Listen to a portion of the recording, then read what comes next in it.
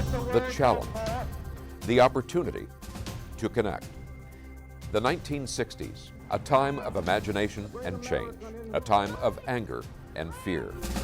The 1960s, a program called Challenge. Good evening, ladies and gentlemen. Looked at our connections, our divisions, through the lens of faith. Nearly 60 years later, during these challenging times, we'll take a new look at our divisions, our connections, in a new program called Challenge 2.0. When we celebrate holidays such as Christmas or Hanukkah, seasons that have come to be marked less by personal or collective faith gatherings and more by gatherings at stores, either online or brick and mortar, the question is raised, is this due to a decline in faith, or is it due more to a change in what our society truly values most? That then is the topic of this edition of Challenge 2.0. In shopping, we trust. So as we discuss this topic, which we hear just in everyday conversation a great deal, we're very fortunate to have with us Sister Loretta Schaff of the Sisters of St. Francis of Philadelphia, Reverend Priscilla Paris Austin of Emmanuel Lutheran Church in Seattle, and Reverend Terry Kylo, who undoubtedly you've seen here as Executive Director of our Paths to Understanding. Thank you, each of you, for joining us in this program. Thank you for having us. Thanks for having us. Descartes was famously quoted as saying, "I think, therefore I am." It's been suggested that perhaps the modern day equivalent of that is, "I shop or I consume, therefore I am." Is that an accurate description of where we're at as a society these days? I'd have to say absolutely.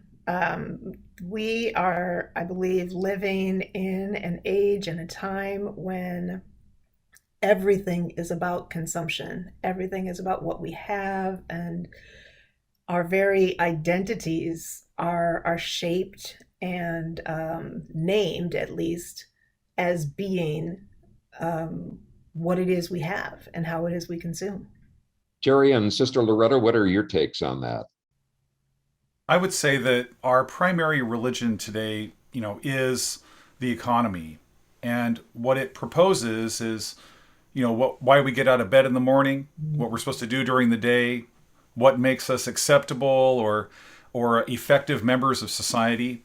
And that is to be producers and consumers. As producers, we got to produce as much as we can. And we kind of compete with each other about how much we make. And we judge each other on that basis.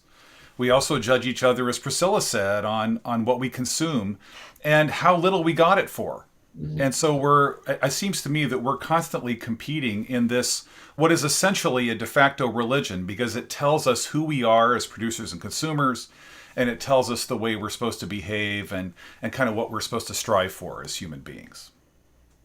Sister Loretta, what's your take on that? I would hope this is not true, but it is. That we are more than what we consume, more than what we can buy. I think it is a real challenge in our society, culture today, to witness the other. Because there are some who are, and I know personally, people who are making choices not to be this. Mm-hmm. And I think that is what the real challenge is. And there is movement, and there are blogs, and there are places where people are encouraging them to not be this way. Mm-hmm. And so, I want to give the benefit of the doubt that my neighbor next door is not fully consumed by this, mm-hmm. but by the make of their car and so forth and so on. It's like, oh, my car is not that, but it doesn't matter to me. And yet the neighbor that I have at the end of the block is totally anti-consumerism. Mm-hmm. Mm. Do you think the constant assault, maybe that's too strong of a word, of marketing and advertisement that we see, following on what you just said, Sister Loretta, makes it more difficult, as you said, to see the other and to see the needs, particularly at this season. Absolutely. I was just with a group of women this morning that were doing a reflection, an Advent reflection, and some of them had some very, very significant things to say about that. And without them realizing what I was going to do, someone just said, I will not let this season undo me. Mm-hmm. Mm. And I thought that was pretty significant. And she was talking about consumerism. I will not let this season undo me. And I don't know if the pandemic is influencing this or not on both extremes. It's like, oh, I have learned I can do less, or I have had less, so I got to make up for it. So I think it's a very complex question. Sister Loretta, I know you've done a lot of work on college campuses. Did you see that sort of tension with some of the young people that you worked with? Yes, I think what people forgot and have forgotten in working, but there are low income students who just do not have it. I mean, and so, you've got the senior who's driving a certain kind of car, and you've got someone else who is wearing a pair of shoes that are about ready to fall off, and yet they're still there. So yes, I did see that on a college campus. And as a chaplain, trying to invite them into looking at things differently was very challenging. I'm also wondering about the need for immediate gratification. Maybe it's just me, but it used to be the Christmas decorations would pop up right around Thanksgiving. They started moving earlier and earlier before Thanksgiving. And now it seemed like, at least in my neighborhood, they were popping up around Halloween. Have any of you witnessed that also? And what's your reaction to that? That gets back to what we're longing for, which both Priscilla and Sister Loretta have talked about, which is we long for connection, for meaning, and for our basic needs. And we do need the connection of relationship to each other, to our families, and to express love in lots of different ways. We do need a sense of like, what's going to be meaningful to me on my deathbed? What am I going to look back on in gratitude and be happy that I did that? It's going to be people. It's going to be how I served other folk. And I think what's happened in our culture to some degree, Jeff, is that we have reduced meaning and community down into just simply meeting basic needs and meeting an extravagant sense of basic need. And because during the pandemic we weren't able to relate as much, we're kind of hungry for it. But I think some people have realized, like, hey, we don't have to live like this anymore. Maybe it's not worth this rat race of consumerism is not really worth my life. It doesn't really provide what I deeply am longing for. And so I hope that while some have tipped further into it, others of us have begun to say, hey, wait a minute, let's spend some time in building community. Let's spend some time doing what's meaningful, as well as honoring the fact that everyone has basic needs that deserve to be met. In terms of, the ideal of connection, how much is that not happening? And how might we make that happen more frequently, both within the context of Advent and Christmas and also the rest of the year? Yeah, so Jeff, I know during the pandemic, the kind of work that we do in terms of trying to connect people of different wisdom traditions has been very difficult, because how do you get people together when we're encouraged to be physically distant from each other? And it's been really difficult. But honestly, 50% of Americans reported chronic loneliness before the pandemic. How much more of that is happening now? And I did spend some time walking around the neighborhood to some of the people who don't get out very much, and knocked on their door and stood back and asked them if they needed food or if they needed some other kind of support. And just those little conversations we have with people, just offering a kind hello. On the street out here, I often go for a walk with my dog. And in the last couple of years, I've begun to wave at everybody.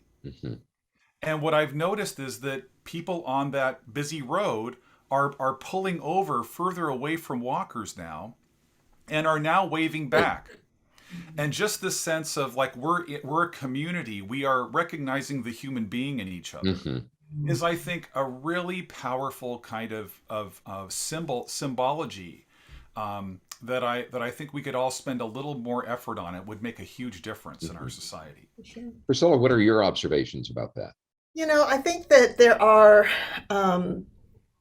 the ways in which we long to be together, right? Like, creator, whichever creation story you draw upon, right? Whether it be from the Judeo-Christian tradition or an indigenous Quetzalcoatl tradition, right? It's the creator makes human beings to be in community with each other and creation. And so being able to connect to that is vital, right? And in this time of year, right?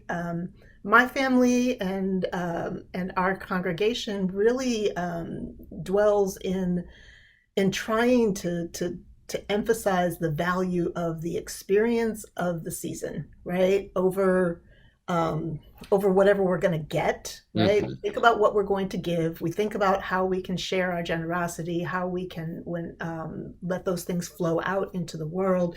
We think about what time we can spend together. Sister Loretta is a professed Franciscan.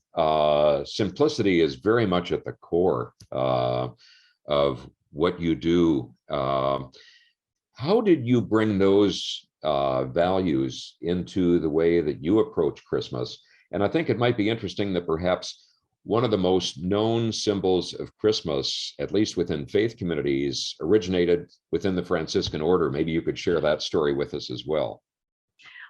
Simplicity and humility are part of the Franciscan charism. And so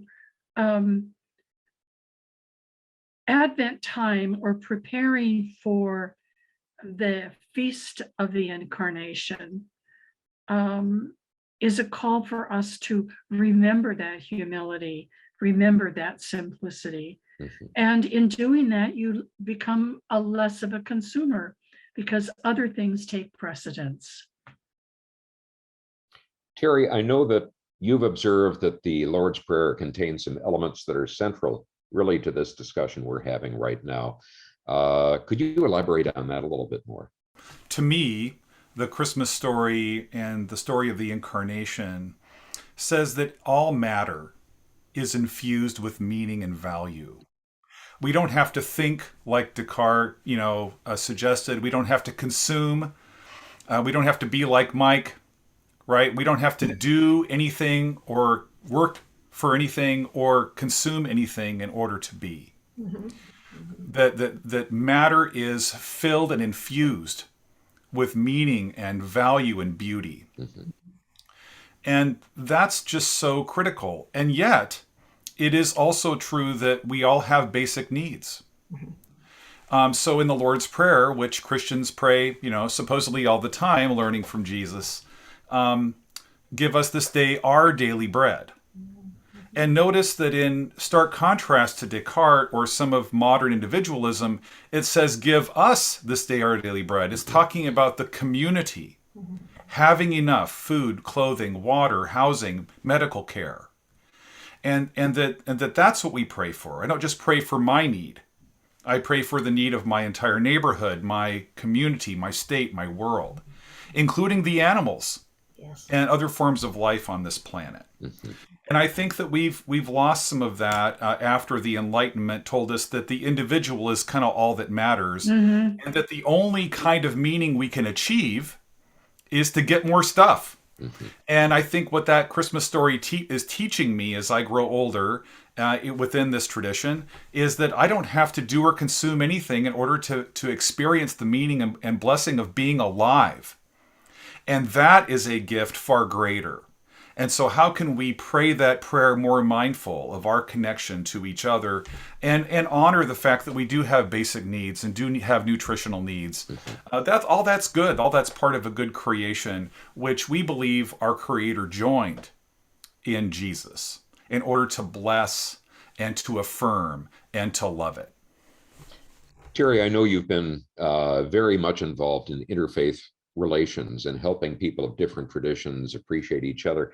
As you have these discussions, as you have these encounters, do you see similar concerns in other faith traditions and perhaps some other approaches that might be of value and of help? Absolutely right. And one of the beautiful things about the kind of multi-faith conversations that we have is to learn how many of the shared values how many shared values we have. It's really quite astounding. Like in the Muslim tradition, for instance, there's a conversation that the poor have a right on the rich. Mm-hmm. And that the rich have a responsibility to those who may find themselves to be poor in this moment. Our Jewish neighbors are so incredibly incredibly well spoken about the goodness of creation and the goodness of every part of it, and in fact even the goodness of God's invitation for us to steward it and take care of it. And our Buddhist neighbors are really excellent at helping us to recognize that life is limited and that that everything changes. But that also is something that can be accepted and embraced as a part of our human experience. Mm-hmm. And so I have grown so much deeper in my discipleship of Jesus as I've engaged with people of other traditions, because they've helped me see things and have a holy envy for what their tradition does so well. I so appreciate what you just said. When I was on the campus of it was Lewis and Clark College, very diverse. And that's the one thing I missed after I left, was the interaction with all of these different traditions. And the world becomes much bigger. I loved that. It wasn't just me and my Christianity, or me as a Franciscan. It is me part of a much bigger, wider, more beautiful, diverse world. And I have missed that connection since I left. So as you were going on with this beautiful litany of all of their gifts that they give to us, I think, oh, I wished I was there still, because it is so rich.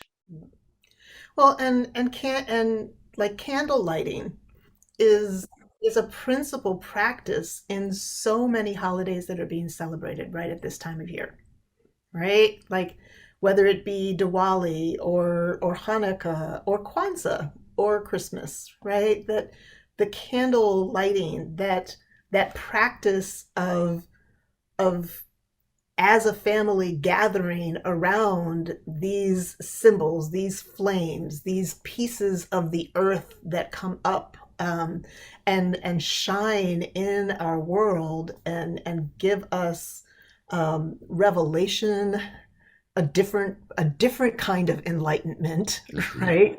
A different way of being brightened in this world to how much there is out in this world. I love this time of year and that practice, because that starting early gets me excited, right? Like when I recognize that like lights are coming up, but they're not Christmas lights, they're somebody else's lights, right? And that there's this sort of ripple effect of the season of holidays, right? Like that, like Loretta is talking about, it just makes the world so much bigger, as well as bringing it so much closer to me. I'm terrible at remembering some poetry quotes, but I remember what the young poet Amanda Gorman said at the inauguration about being brave enough to see the light and being brave enough to be the light. Be the light. Mm-hmm.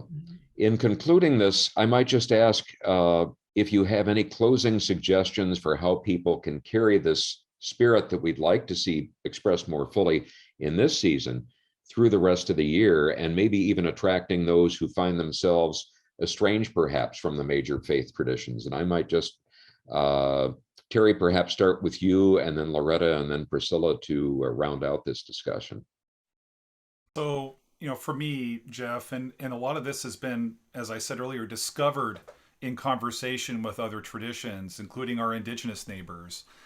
Recognize that the core of the Abrahamic tradition is to recognize the unity of creation and the unity of humankind, to recognize that our needs our intention with, and we need to hold our needs in tension with love of our neighbor, because we're all in this together, and that we're called, I think, as a third key component of the Abrahamic tradition, to foster a healthy ecosystem, and a just economy, so that everyone has enough. And I think when it comes down to engaging with people, to recognize another core value of that tradition, which is that God wishes to be a blessing Mhm. to all the families, nations, tribes, religions, peoples, philosophies of the world. And to stop seeing each other as on teams against each other, we're liberal, conservative, whatever, but to see each other as on team human, which is, I think, what so many folk are longing for right now, that we actually see each other and see ourselves as being valuable and beautiful and worth relating to. And I think when we're able to embody that, I think things change more than we think they do. Loretta? As I'm reflecting with all of you, the word that always comes up is relationship. It's key. God is relationship. Father, Son, Spirit. God shared that relationship through Jesus.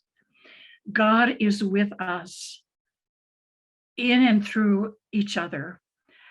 I had a startling insight today in this group that I was facilitating. I've never thought about it, and I think it's appropriate for what we are talking about here today. And that is, this particular person was sharing that she read, and she could not remember who the author was, that each of us has a new name, and it is Emmanuel. We are each an Emmanuel. We are each a God with us for others. That was very startling for me, to think that I could name myself as Emmanuel, and not in a just in a profound, simple way, that we are God with us. We are God with us in relationship. And I believe the world is longing for relationship. My neighborhood is longing for relationship. And so this can be carried throughout the entire year.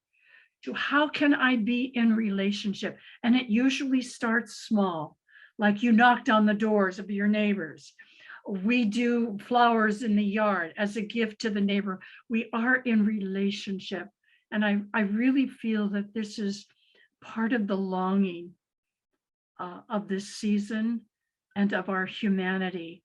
We want to be with one another and be in relationship. Good relationship, loving relationship, not harmful relationship. Mm-hmm. Priscilla? Yeah, I want to echo everything that Terry and Loretta have just said, right? That our longing for relationship is so key to combating a whole host of toxic ideologies that exist in our world today.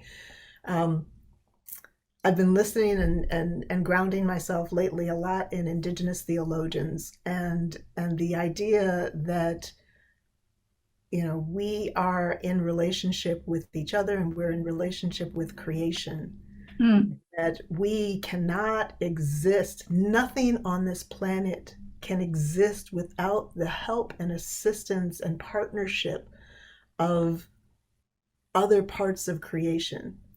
And I think that our desire to consume can be best combated if we actually release what it is we think we have back into creation for the care of all of creation.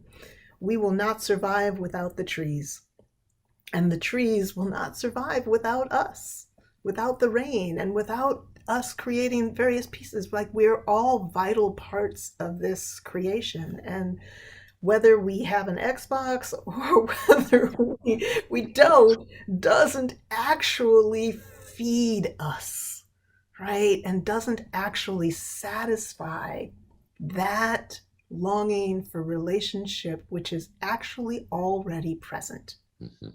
We already are in relationship with each other. We already are in relationship with creation. We just have to open our eyes and see it. Well, this has been a very rich discussion, and we talked about the hazards of observing Christmas, the holiday season, too early. I think we're guilty of that, and giving each of you a Christmas gift to each of the people watching in terms of giving them more meaning for the season. So I thank you, each of you, very much, and look forward to an opportunity that we'll have to engage in discussion on another topic sometime. So thank you each very much. Well, a blessed season to each of you and to your families. Thank you very much. Peace, everybody. Thank you, Jeff. And thank you, each of you, for tuning in to Challenge 2.0 this week. We hope you'll join us again next week. Thank you. If you've enjoyed this program, found our conversations to be informative, entertaining, and thought-provoking, and the vision inspiring of people from different backgrounds who can disagree without being disagreeable, perhaps you might consider supporting our program with a contribution. Your support will not only help our program continue, it will also support the broader efforts of Paths to Understanding, our supporting parent nonprofit organization.